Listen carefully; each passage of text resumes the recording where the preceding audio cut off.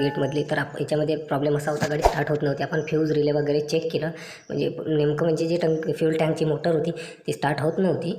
तर आपण relay fuse वगैरे चेक केलं तर हे ओके होते. पण नेमकं प्रॉब्लेम कुठं होतं हे मी तुम्हाला सांगणार आहे, बघत राहा व्हिडिओमध्ये.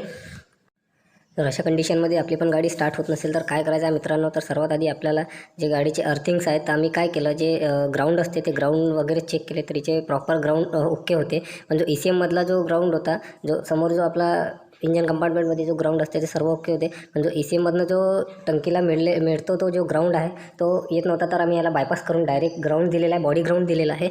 तर बॉडी ग्राउंड दिल्याने आम्ही जो सेन्सर टेस्टरने वगैरे चेक केलं होतं, तर सप्लाय येत नव्हता ग्राउंडचा. तर आम्ही याला बायपास करून डायरेक्ट ग्राउंड दिलेला आहे.